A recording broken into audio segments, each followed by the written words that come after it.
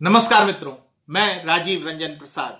भगवान राम की जन्मभूमि उत्तर कोसल तो उनका ननिहाल दक्षिण कोसल। अयोध्या के राजा दशरथ का विवाह दक्षिण कोसल, जिसकी अवस्थिति वर्तमान छत्तीसगढ़ के निकट मानी जाती है, के राजा भानुमंत की पुत्री कौशल्या से हुआ था।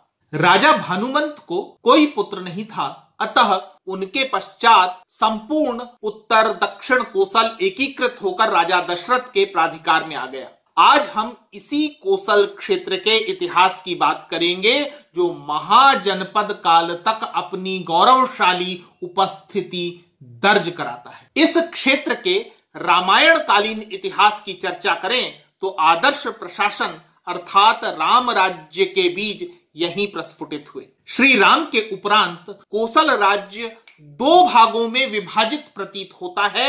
उनके पुत्र कुश को उत्तर कोसल का भाग प्राप्त हुआ, राजधानी का नामकरण हुआ कुशावती। अपनी कृति रघुवंश में कालिदास लिखते हैं कि कुश ने पुनः अपने पूर्वजों की भांति अयोध्या को राजधानी घोषित किया। लव को दक्षिणी कोसल का राजा बनाया गया था, जिसकी राजधानी थी श्रावस्ती। महाभारत में युधिष्ठिर के राजसूय यज्ञ से पूर्व सभी पांडव दिग्विजय के लिए निकलते हैं। इसी क्रम में भीमसेन कोसल नरेश बृहद्बल को पराजित करते हैं। ततः कुमार विषये श्रेणीमंतम थाजयत कोसलाधिपतिम चैव बृहद्बलम रिंदमः। मत्स्य पुराण के अनुसार महाभारत युद्ध के उपरांत श्रावस्ती के निकट दिवाकर नाम के राजा ने उत्तर और दक्षिण कोसल को पुनः संयुक्त किया। उन्हें अयोध्या का स्वामी भी कहा गया है। वत्स द्रोहात् प्रति व्योमस्तस्य पुत्रो दिवाकरः तस्यैव मध्य देशे तु अयोध्या नगरी शुभा। राजा दिवाकर के समय न केवल कौशल का पुनरुत्थान हुआ, अपितु काशी सहित शाक्य, कोलीय, कालाम तथा मौर्य आदि गणाधीन जातियां भी कोसल राज्य में सम्मिलित कर ली गई थी। इतिहास की पुस्तकें लाल विचारधारा के प्रभाव में महाभारत के युग को अनदेखा करने और उस कालखंड को अंधकार युग घोषित किए रखना चाहती हैं। पाठ्यक्रमों में भारत का इतिहास 16 जनपदों के युग से ही आरंभ करने की बाध्यता क्या है, इसे वे ही समझ सकते हैं जो इतिहास को विचारधारा से अलग कर देखना और समझना चाहते हैं। बहरहाल 6वीं सदी ईसा पूर्व 16 महाजनपदों का समय था, जब कोसल का प्रसार उत्तर में नेपाल की पहाड़ियों, दक्षिण में सर्पिका आधुनिक सई नदी, पूर्व में अचिरावती राप्ती नदी और पश्चिम में गोमती नदी तक फैला हुआ था। यह समय था जब गणराज्य विलोपित हो रहे थे और राजाधीन साम्राज्य अपना फैलाव कर रहे थे। इक्ष्वाकु वंशीय राजा महाकोसल के अधीन कोसल भी ऐसी ही महत्वाकांक्षा रखने वाला जनपद था। कोसल के समकक्ष मगध जनपद बिंबिसार के कुशल नेतृत्व में राज्य विस्तार कर रहा था। दोनों साम्राज्य विस्तार आकांक्षी जनपदों के हितों का टकराव न हो, इसलिए कोसल राज महाकोसल ने जब अपनी पुत्री महाकोसला का विवाह मगध नरेश बिंबिसार से कर दिया, एक तरह से शक्ति संतुलन स्थापित हो गया था। हर्यंक वंशीय मगधराज बिंबिसार को दहेज में काशी का एक समृद्ध गांव भेंट किया गया, जिसकी वार्षिक आय 1 लाख मुद्राएं थी। राजा महाकोसल ने अपने जीवन काल में ही पुत्र प्रसेनजित का राज तिलक कर दिया था। पिता से उत्तराधिकार में प्रसेनजित को कोसल के अतिरिक्त काशी राज्य भी प्राप्त हुआ था। उनकी राजधानी श्रावस्ती थी। कोसल के इतिहास की प्रसेनजित महत्वपूर्ण कड़ी हैं। प्रसेनजित का जन्म वर्ष था 563 ईसा पूर्व। उनको सिंहासन वर्ष 530 ईसा पूर्व में प्राप्त हुआ, जबकि मृत्यु वर्ष 483 ईसा पूर्व में हुई थी। प्रसेनजित की शिक्षा तत्समय ख्याति प्राप्त तक्षशिला विश्वविद्यालय में हुई थी। राजा प्रसेनजित की बहन का विवाह तो बिंबिसार से हुआ ही था। उन्होंने भी मगध से संबंध को सुदृढ़ करने के लिए बिंबिसार की बहन से विवाह कर लिया। इन दोनों शक्तिशाली जनपदों के मधुर संबंधों में दरार तब उत्पन्न हुई जब बिंबिसार की हत्या कर अजातशत्रु मगध के सिंहासन पर आसीन हो गए। यहां तक तो राजनीति थी, परंतु जब महाकोसला अपने पति की मृत्यु से दुखित स्वर्गवासी हो गई, तब प्रसेनजित ने क्रुद्ध होकर काशी के गांव की वह आय जो बिंबिसार को दहेज में दी गई थी, मगध भेजना बंद कर दिया। इसके परिणाम स्वरूप प्रसेनजित और अजातशत्रु के मध्य दो बड़े युद्ध हुए। प्रथम कोसल मगध युद्ध में प्रसेनजित की पराजय हुई, परंतु दूसरी बार के संघर्ष में उसने अजातशत्रु को पराजित कर दिया। युद्धोपरांत दोनों पक्षों में संधि हो गई। प्रसेनजित ने अपनी पुत्री वजिरा का विवाह अजातशत्रु से करवा दिया और पुनः काशी के उस विवाद का केंद्र रहे गांव की आय दहेज के रूप में उन्हें प्रदान कर दी गई। प्रसेनजित व्यक्तिगत जीवन में आमोद प्रमोद प्रिय, विलासी तथा विविध प्रकार के सुस्वादु भोजन को पसंद करने वाले व्यक्ति थे। यही कारण है कि कुछ जातक कथाओं में उनका मोटा कहकर उपहास उड़ाया गया है। संयुक्त निकाय के अनुसार स्वयं भगवान बुद्ध ने राजा प्रसेनजित को अल्पाहार के लाभ बताए थे। प्रसेनजित ने कई विवाह किए, कई तो विशुद्ध राजनैतिक, परंतु आश्चर्यजनक रूप से उनकी पट्ट महिषी मगध अथवा ऐसे ही किसी शक्तिशाली जनपद से विवाह कर लाई गई राजकुमारी न होकर अपने ही राज्य के प्रधान माली की बेटी मल्लिका थी। यह एक रोचक प्रेम कहानी है जिसका आरंभ होता है प्रथम कोसल मगध युद्ध के दौर में। अजातशत्रु से पराजित प्रसेनजित को पलायन करते हुए एक माली के घर शरण लेना पड़ा था। उसी माली की पुत्री मल्लिका प्रसेनजित के लिए पहली नजर का प्यार सिद्ध हुई। मल्लिका केवल ऐसी रूपवती भर नहीं थी कि राजा के अंतःपुर की शोभा बनी रहे, इसके विपरीत वह बुद्धिमती थी। प्रसेनजित से धर्म विधर्म के सिद्धांतों को लेकर विमर्श करती, यही नहीं राजकीय समस्याओं पर भी उनकी स्पष्ट राय हुआ करती थी। प्रसेनजित और मल्लिका से जो पुत्री उत्पन्न हुई उसका नाम वजिरा रखा गया था। प्रसेनजित भगवान बुद्ध के समवयस्क थे, उनके प्रति अगाध श्रद्धा का भाव रखते थे, तथापि उनके हृदय में राज्य में विद्यमान सभी धार्मिक मान्यताओं के लिए समभाव परिलक्षित होता है। बौद्ध ग्रंथों के अनुसार प्रसेनजित शाक्य राजकुमारी से विवाह करना चाहते थे।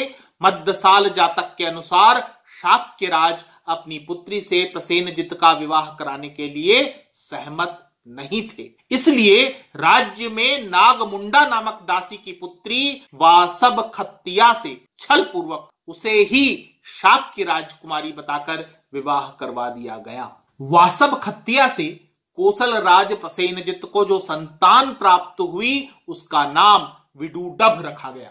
कालांतर में प्रसेनजित ने विडूडभ को युवराज नियुक्त किया। लंबे समय तक दबा छिपा रहा रहस्य अचानक खुल गया और जैसे ही प्रसेनजित को शाक्यों द्वारा किए गए छल का भान हुआ, क्रोध तथा भावावेश में उन्होंने विडूडभ को युवराज के पद से हटा दिया। भगवान बुद्ध के हस्तक्षेप के पश्चात विडूडभ को पुनः अपना पद प्राप्त हुआ था। यह घटना प्रसेनजित को अस्थिरमति, भावुक तथा निर्णय लेने में अक्षम सिद्ध करती है। उनका प्रशासन कसावट भरा नहीं था। संज्ञान लें कि बौद्ध साहित्य का चर्चित डाकू अंगुलिमाल प्रसेनजित के राज्य में ही रहता था और उसके गुरु गग का पुत्र था। राजा के कान का कच्चा होने की पुष्टि एक अन्य घटना से भी होती है। तक्षशिला विश्वविद्यालय में प्रसेनजित के सहपाठी थे बंधुल मल्ल।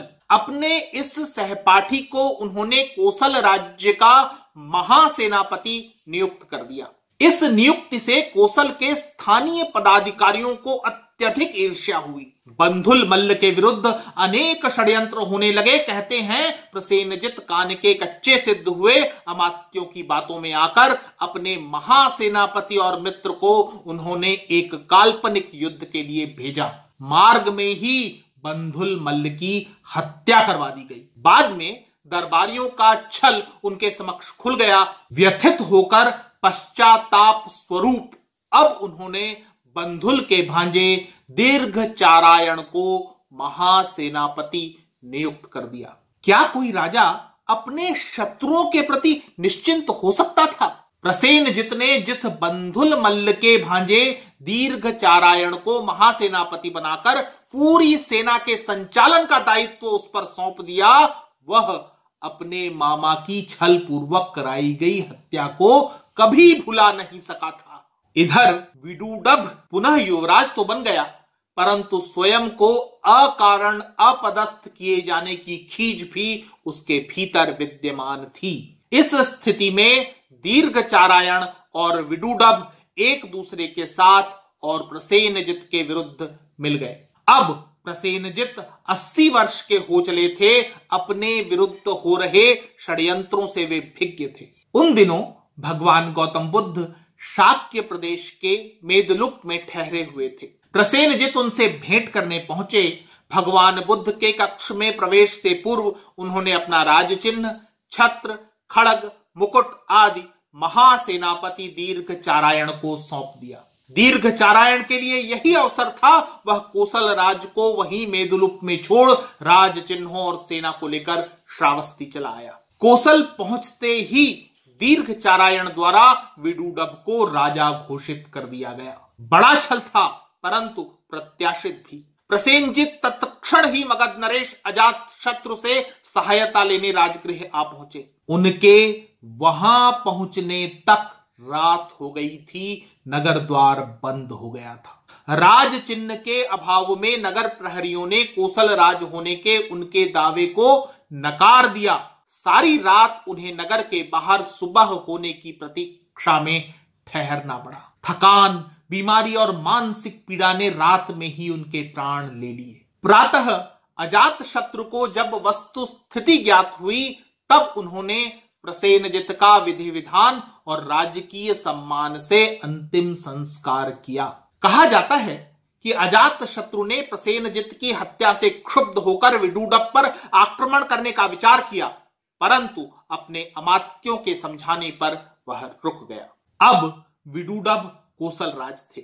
सिंहासन पर विराजित होते ही सर्वप्रथम उन्होंने शाक्यों पर आक्रमण कर उन्हें पराजित किया। बौद्ध ग्रंथों के अनुसार जब विदूडभ कपिलवस्तु से वापस लौट रहे थे, अचिरावती नदी में आई भीषण बाढ़ में वह और उनकी सेना दोनों ही नष्ट हो गए। विदूडभ के उपरांत भी कोसल में इक्ष्वाकु वंश का अस्तित्व कुछ समय तक बना रहा था। पुराणों में प्रसेनजित के उपरांत क्षुद्रक, रणक, सुरथ और सुमित्र आदि 4 राजाओं के विवरण मिलते हैं, जिन्होंने क्रमिकता से शासन किया। सुमित्र के पश्चात कोसल के स्वतंत्र राज्य का अंत हुआ और पहले शिशुनाग, तत्पश्चात नंद राजाओं ने इस पर अधिकार कर लिया और इसे मगध साम्राज्य का एक हिस्सा बना लिया गया। एक अन्य महत्वपूर्ण उल्लेख गुप्त साम्राज्य समुद्रगुप्त की प्रयाग प्रशस्ति में कोसलक महेंद्र का प्राप्त होता है, अर्थात राजा महेंद्र कुछ समय तक स्वतंत्र दक्षिण कोसल के शासक रहे होंगे, जिन पर अपने युद्धाभियान में समुद्रगुप्त ने विजय प्राप्त की थी। भारतीय इतिहास के ये गौरवशाली पन्ने हैं, परंतु अत्यधिक अल्पज्ञात क्यों हैं? कोसल के इस महत्वपूर्ण इतिहास का समुचित दस्तावेजीकरण कभी क्यों नहीं हुआ? विचार कीजिएगा कि भारतीय इतिहास के नाम पर जितना कुछ आपकी निगाह से गुजरा है, क्या वही संपूर्ण है? यदि नहीं, तो इतनी उपेक्षा किस लिए? सोच कर देखिएगा। मित्रों, आज इतना ही। फिर मिलता हूं ऐसे ही किसी ऐतिहासिक तथ्य के साथ। अगर आपको मेरा ये चैनल पसंद आ रहा है तो कृपया इसे सब्सक्राइब करें। आप इस प्रस्तुति को लाइक या शेयर भी कर सकते हैं। नमस्कार।